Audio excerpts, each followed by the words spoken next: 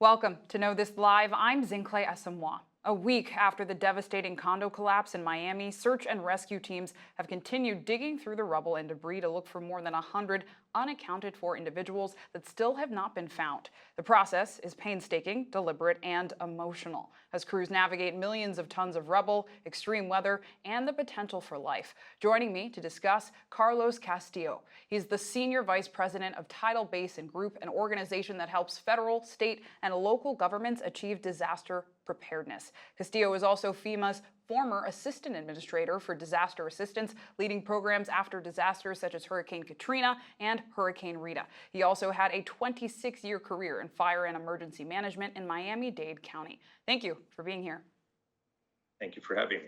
Of course, and as I mentioned, this process is incredibly deliberate on the behalf of first responders because the rubble is such a precarious situation, especially in this case where half of the building collapsed.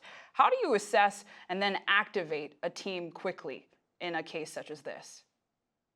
So, part of the benefits of this team that I had the honor of developing and leading for a long time is that it's a local team. It's made up of local responders that work for instance, in this case, the Miami-Dade Fire Rescue Department. So they're on duty. Chances are some of the team members are on duty anyway. So when something like this happens, and fortunately it doesn't happen all the time, but something like this happens, some of them are already on duty, and then others are called in as they quickly assess. As they were coming up, I know the first officer who saw what he saw. I immediately realized the magnitude of this and asked for more units to come and help, and they've been at it ever since. Like you said, this has been a week. It is painstaking, and as you also said, it's very emotional for them as well. Absolutely. And I know it's also very technical. We've seen unique and heard of unique technology used to identify signs of life in the rubble. What exactly is used in cases like this? So there are part of the search component involves, in addition to the search canine, the dogs that you see out there that are trained to smell and to tell the difference between live and past victims, is technical search. That includes seismic and acoustic listening devices, so they can listen passively to somebody.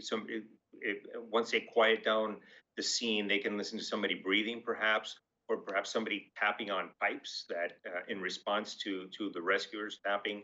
Can also have they have technical search devices in terms of fiber optic cameras. So it's basically the end of a long tube that can reach spaces that are too small for a human to crawl through. So they can see if somebody's there, and ideally somebody alive that they can rescue. And on top of that, it's just plain observation and basically peeling apart the collapsed structure carefully, because everything they move will have a reaction. They do this in order to with the goal of finding someone alive. And as we noted, it's been a week, and rescue experts have still been searching for signs of life and have said that in cases of building collapse, often people can survive in pockets in the rubble. How likely is that in this case?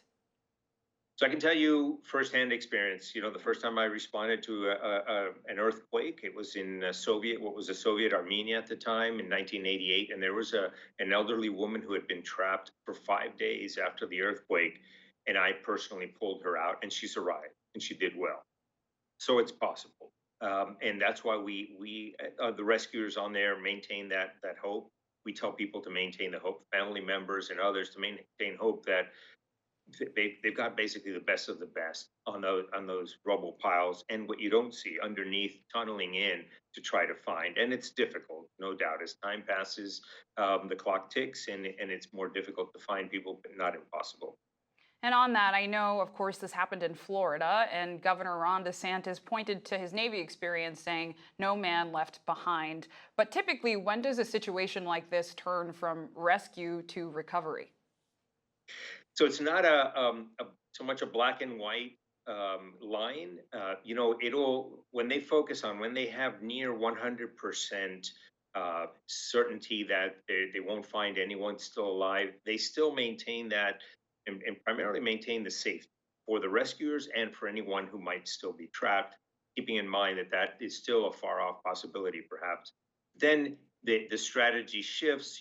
There's less risks taken by the rescuers, but they still are staying there because they want to bring closure to family and loved ones, people that have been trapped. And we know that a search and rescue has been interrupted a bit by extreme weather conditions as well as unstable ground. How do you go about making sure that crews remain safe in a case like this? So there's always safety officers, and that is their only responsibility is for safety of all those around. There's also devices that are used by our structural engineers, for instance, there that um, focused in on the standing building, the north building of Champlain Towers, that to monitor any movement, any slight movement, or more. They advise people and they evacuate, and that's what just happened earlier, where they've had to pull people off the pile and away because of a potential secondary collapse. So we don't want to put anyone in harm's way, but they've got measuring devices to be able to tell, aside from just plain observations. And of course, as you know, this is a big operation. I know that international teams have been brought in, notably from Israel as well. What does that collaboration look like? So it's we all speak the same language, even though we don't always speak the same language.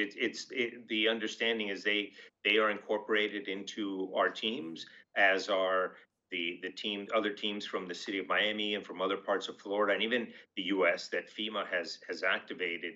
The point is there's someone in charge and they coordinate with them, and it's been a great help because it's very time consuming, but it's also exhausting work, moving this rubble by hand, which is necessary.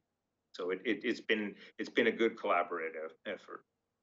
And I know that families have also been allowed onto the site to offer some closure as well as to see what the recovery effort looks like. How important it is that families have a moment to witness this without, interrupting the operations.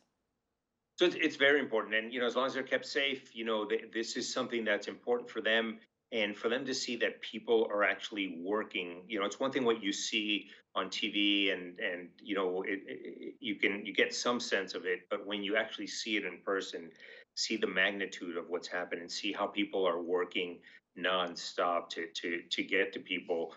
That does a lot for everybody, and for the rescuers even, because they get the support of the family that is hoping for good news, but deep down inside, they suspect that it may not be good news what they're told.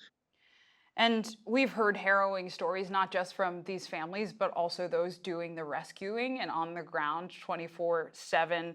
You were there. What goes through your mind when you hear this and watch this and hear these stories? You know, First of all, there's with a number of people involved, even in South Florida, it's a large metropolitan area. Chances are some of the rescuers or many of the rescuers have some connection. Either they know people or they know people that know people who were trapped or affected by this. So it touches everyone. And for the rescuers, I still remember my first incident, vividly. So these images and these experiences will be with them for life because they take it seriously. And I think it's important for people to realize that the sacrifices that they're making, and a lot of these are young. I call them young kids now because I'm older and I can. But they're this really affects them. So we make sure that they're watched out for not just safety on the rubble pile, but then also their emotional safety and well-being afterward as well, because it's important. Yeah, absolutely. Well, Carlos Castillo, we thank you for your work and your time, especially during this difficult time. Thank you. Thank you for having me on. Yes, and thanks to everyone for watching. This has been Know This Live. I'm Zinhle Essamuah.